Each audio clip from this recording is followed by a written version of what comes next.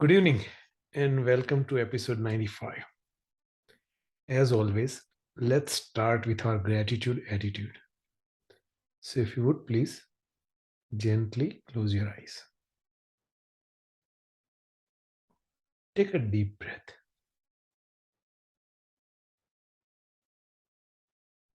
As you exhale, relax your muscles.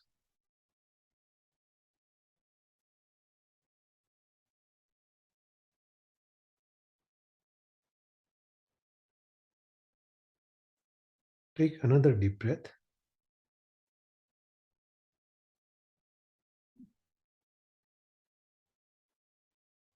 As you exhale, see all your stress melt away.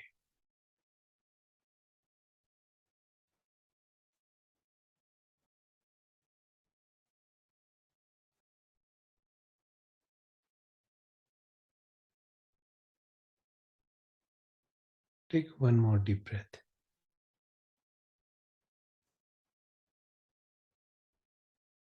As you exhale, completely let yourself go.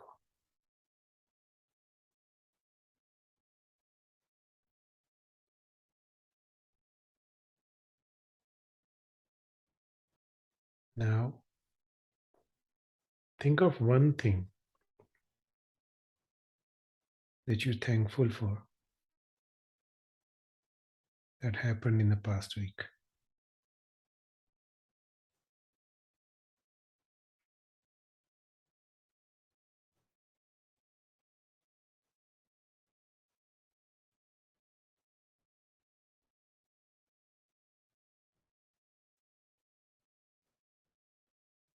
Once you identified that,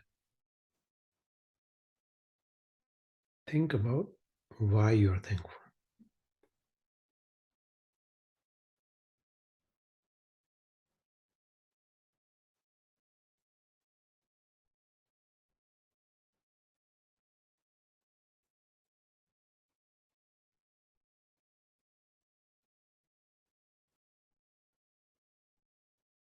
And now let's set it free. If you're by yourself, say it out loud what you're thankful for and why. If you're with someone, tell it to each other.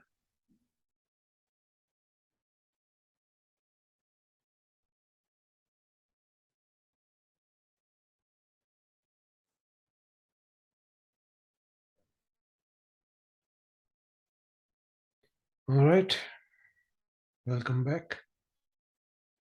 It's been a long break from our meditation sessions. So, before the break, we talked about getting into this profound subject of emptiness. So, I thought we'll revisit that over the next few weeks. And as part of that, the first thing we need to understand is this concept called inherent existence or the lack thereof. So there are three schools of thoughts. There's a school of thought which thinks that everything exists inherently. No ifs, no buts. What you see is what you get. There is another school of thought which says that nothing exists inherently, meaning everything is an illusion.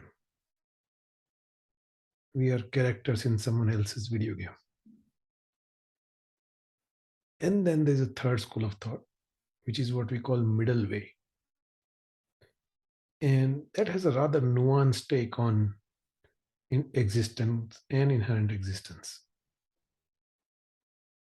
So let's start with what is inherent existence. Things that we see and feel, we take it for granted, is essentially inherent existence. We don't think twice about it. We grasp at it. We cling to it, right? And this grasping or clinging, it was, that's what brings most suffering in our lives. I know it sounds crazy, so let's just break it down. Any existence is either inherent or it's not. So what is inherent existence? It is, in true definition, is that it is a phenomena which exists from its own side, meaning it doesn't need anything else to prove that it's there. It is the way it is. In reality, there is no such thing. Nothing exists inherently.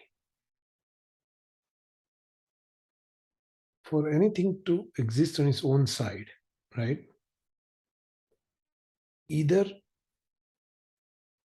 it's part or sum of parts or collection of parts, and that's about it, right? Those are the only possibilities. What do I mean by that? I'm going to give you an example. Here's a mala. Hopefully you can see that. Can you see this mala? Yes. Thank you. So this mala has 108 beads, right? Some of you probably use this on a daily basis. Now, if I give you a bead, if I give you this bead, would you say I gave you a mala? Of course not, right? But I give you 108 beads, just like that. If I give you 108 beads, would you call it a mala? You would not call that a mala. So, what point it became a mala? And you say, you know what? It's threaded. Okay. How about give you a thread? Is that a mala? Of course not.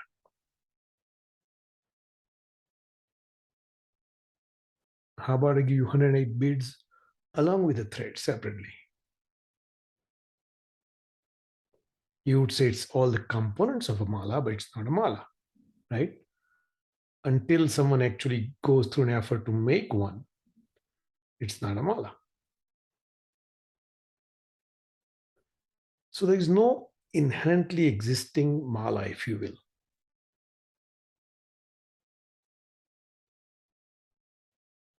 What we call mala is made out of 108 beads. It's on a thread, but it's a mala because we call it a mala. It's an imputation, right? Let me give you another example. Here's a book. We all agree that's a book, right? It has, I don't know, 181 pages. And if I give you 10 pages randomly from that book, you would not call that a book. If I gave you a cover page printed on a nice piece of paper, you would not call that a book. How about I give you all the pages loose, along with the cover page and a back cover? One could argue that's a manuscript, but not a book, right? So what made a book? Same number of pages, same cover page, same back cover. Somebody's glued it for you, right? It's a book because we call it a book. So it's not an inherent existence, if you will, because imputed existence. It's also known as dependent existence. I'm not sure I mentioned this to you or not, but I recently learned that if someone loses their eyesight at the age of 3,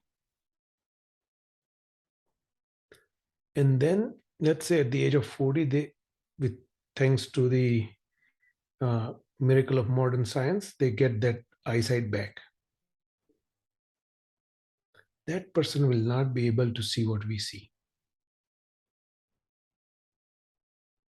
because they say that the part of the brain that interprets images is developed between the age of 3 and 7. So that person never developed that part of their brain. Now, if someone lost their eyesight at say age of 8 and then got everything back at 40, they would be able to see everything you and I see. So it's the same situation. They lost their eyesight, they regained their eyesight, but it's dependent existence, if you will, right? Because the person who was 3, it's not in their experience. The person who was 8 when they lost, it was in their experience.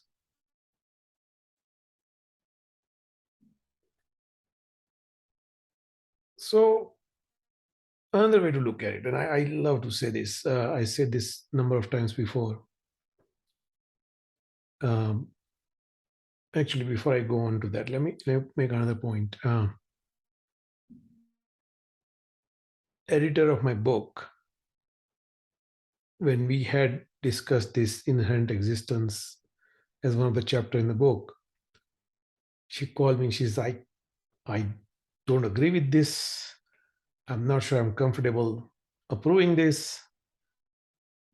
And I said, what do you not like? And she says, well, certain things are inherently existent. And I said, okay, tell me what. And she says, how about a rock? A rock never changes. And I say, okay, if you put the rock in the elements, right? With the wind and the rain and this and that, 100 years from now, the rock has changed, right? Look at Grand Canyon. And she's okay, that makes sense. So then she obviously went ahead with approving the chapter on inherent existence.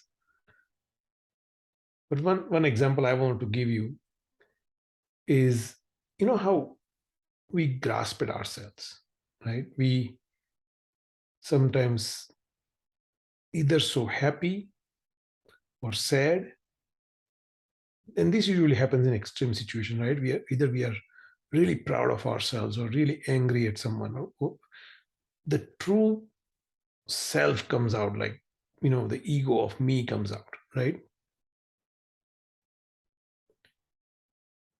And we think that's inherently existent. That person exists, we think that. And we'll talk about this in detail over the next couple of weeks, but I want to bring this up.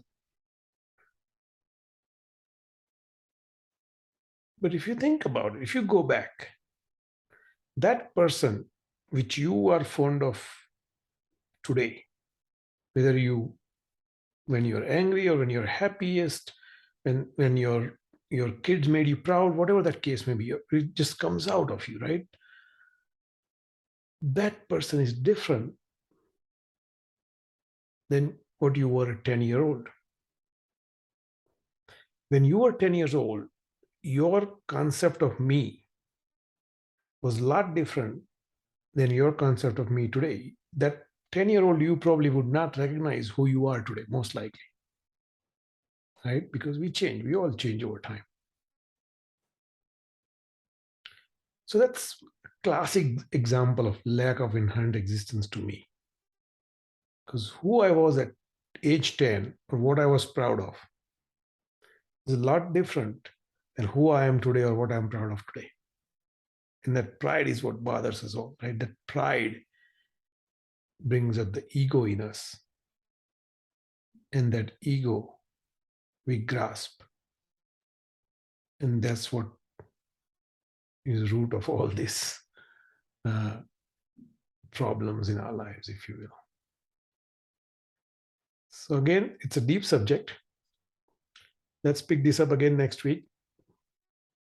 So we can investigate a little bit more to make sure that we are all on the same page as to lack of inherent existence. And again, we are not saying nothing exists, because clearly we are talking right now. That is in our experience.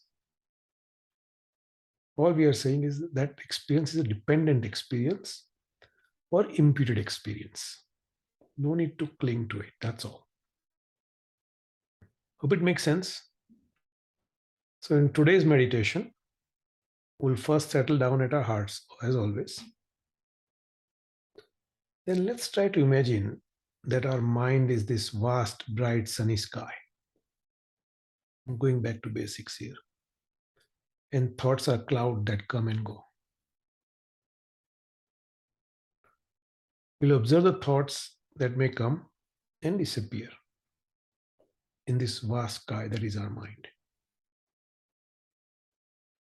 We won't give it any attention, and we certainly don't want to chase them. That's the goal. If we just observe, you will notice that they'll disappear.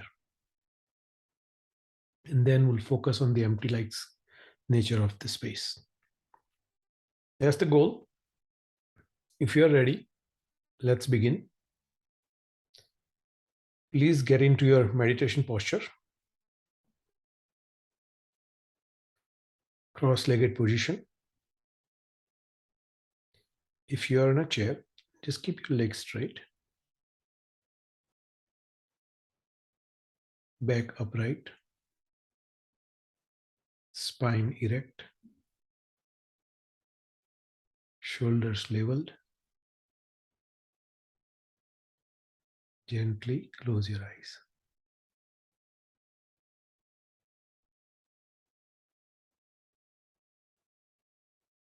Keep your mouth just a little bit open.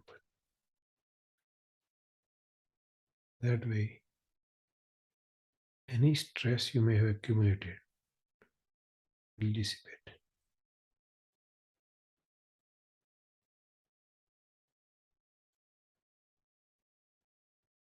Palms in your lap, right over left. Thumbs gently touching each other.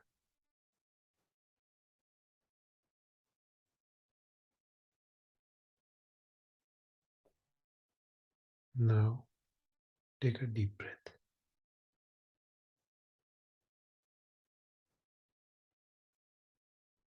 As you exhale,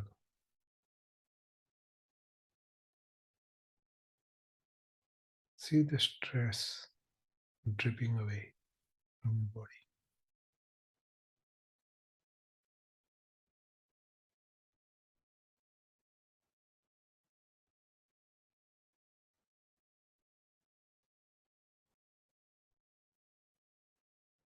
Take another deep breath.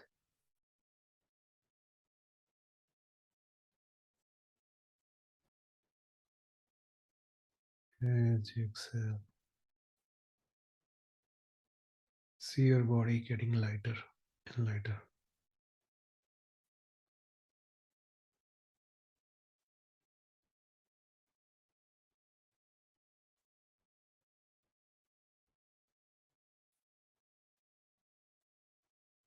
Take one more deep breath.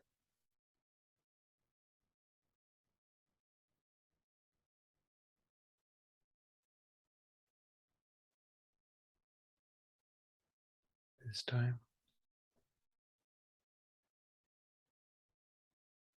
feel the lightness of your body.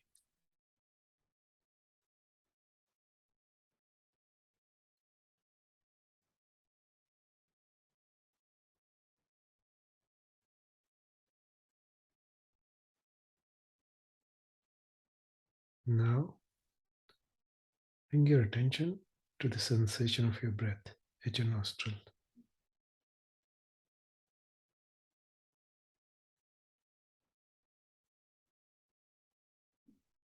Feel the cool air as you breathe in.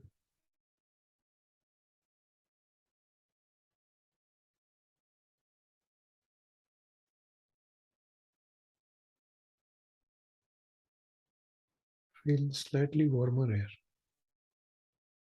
as you breathe out.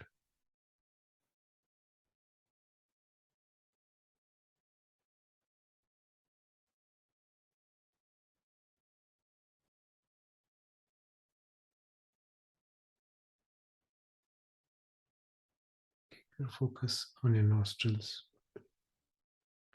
for about a minute or so on your own.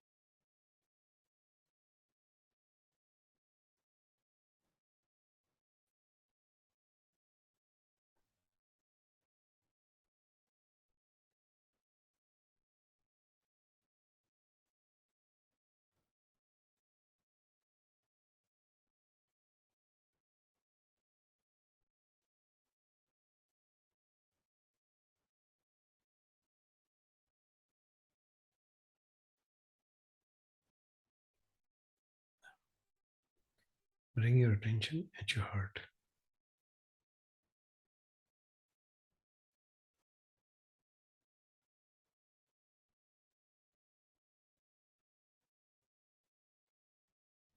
Notice the peaceful nature of your root mind at your heart.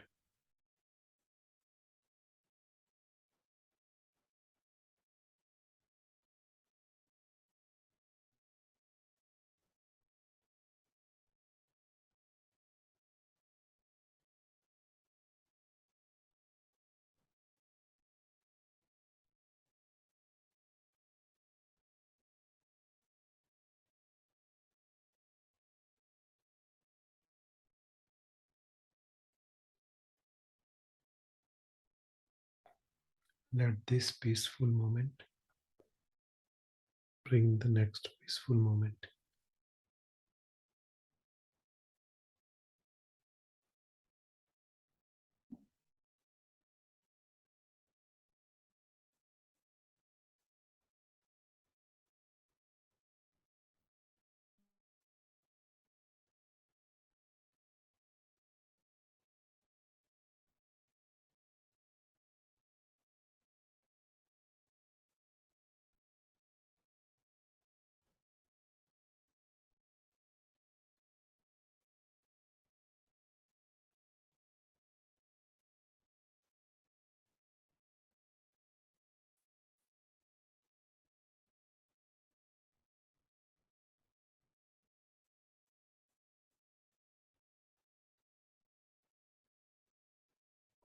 Remember, there is nothing to do,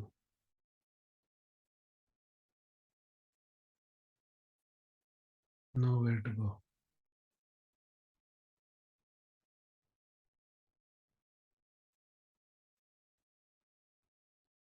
Just enjoy the peace within.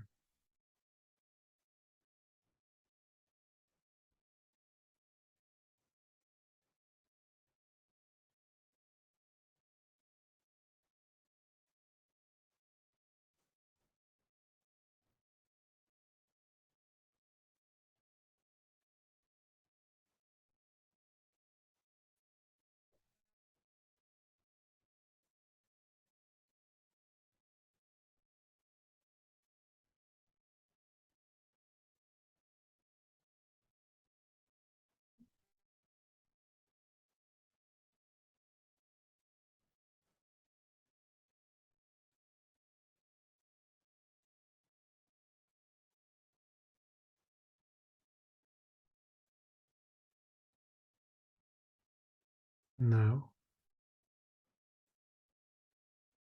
imagine your mind is this empty like sky, vast, sunny, bright, clear blue sky.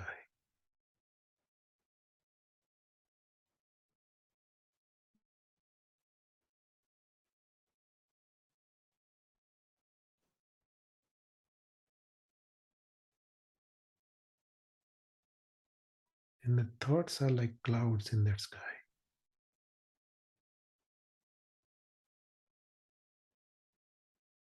Thoughts come and thoughts go.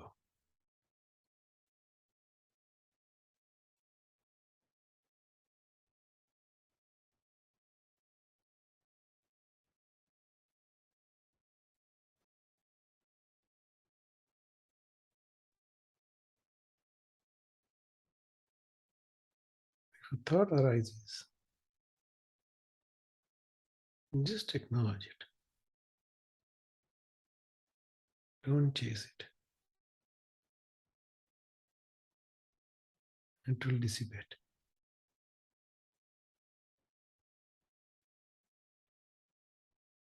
Keep your focus on the empty sky that is your mind.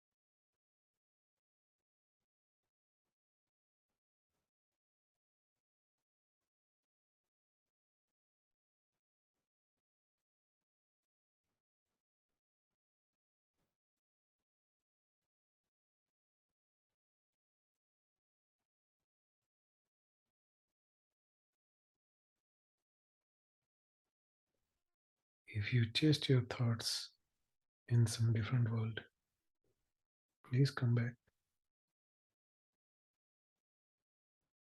Go back to your breathing, focusing on the sensation of your breath for about 10 breaths.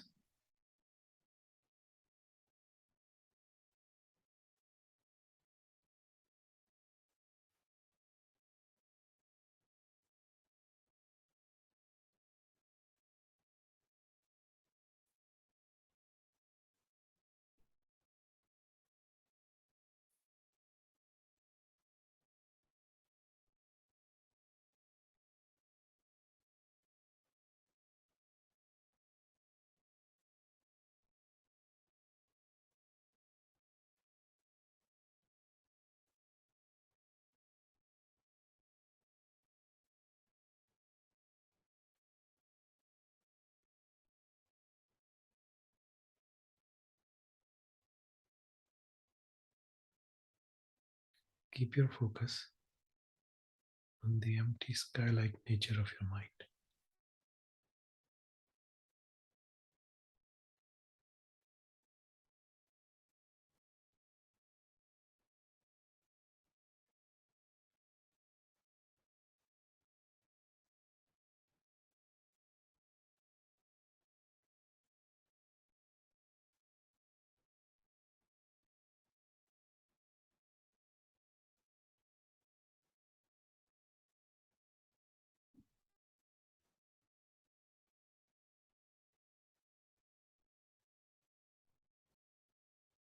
If a thought arises, just acknowledge it. Don't chase it.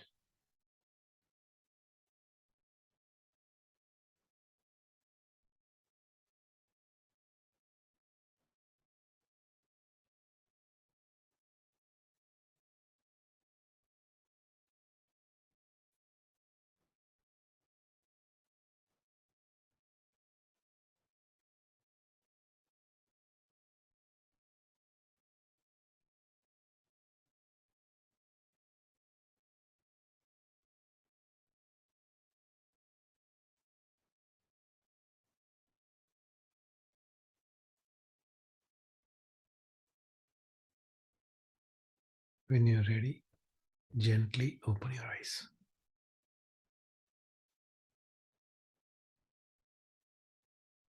Any questions? Go ahead, Prema. No question. We'll wait for more discussion on this topic. It's so involved. That's okay. If you want to keep uh, popping up questions, I'm okay with that as well. Uh, 'Cause we'll keep talking about this. I think more we discuss, more we go back and forth. It may be better for clearing up any you know misunderstanding and getting grasp at it. If you have something, let's talk about it. So, I mean, the thing that comes to mind is that we believe in reincarnation, lives across many Right. births. So, does a soul inherently exist, or So it's very interesting point. So soul or uh, root mind is the same thing. It's different names for same thing.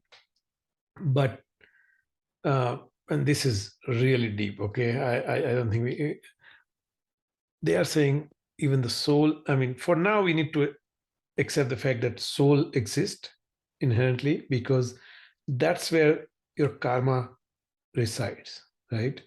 Because you take that from one life to another, and the goal is to obviously uh, liberation nirvana, where we right? don't have to take that birth over and over again.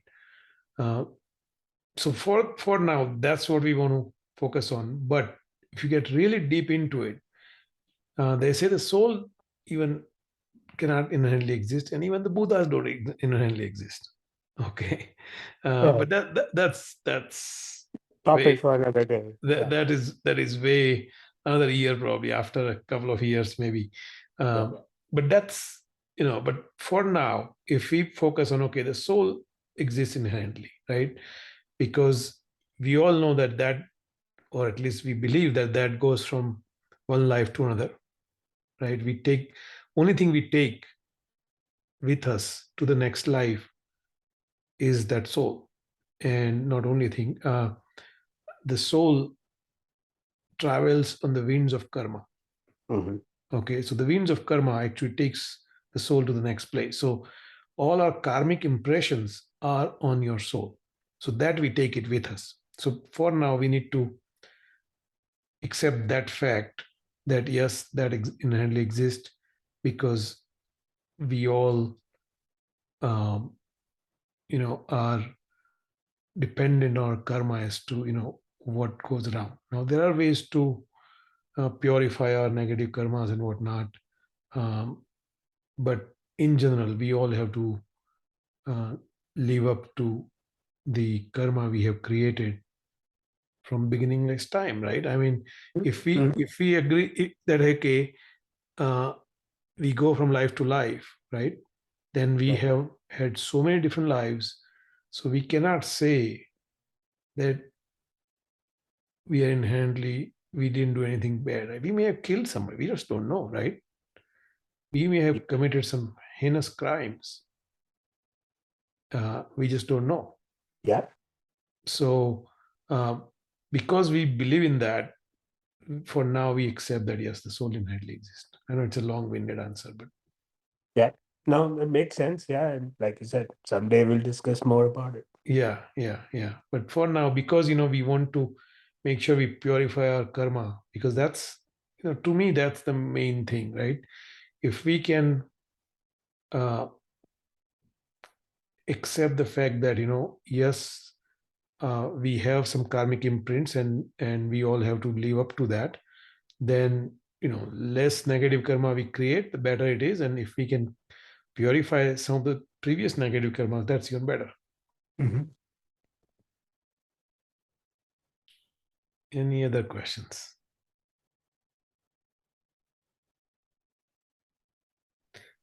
Go How ahead. to purify negative karmas? Excellent question, Aditi. So there are number of ways to purify. There are some meditations for that. Um, there are some sadhanas for that. What we will do is, I don't know whether we were touched that topic. We may have touched that topic once. We did in the past.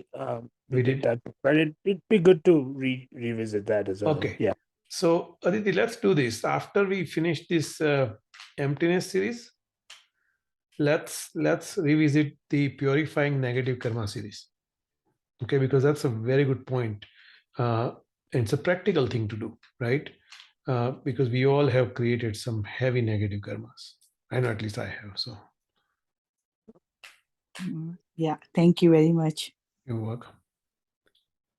All right. Any other questions? All right, I'm going to stop recording.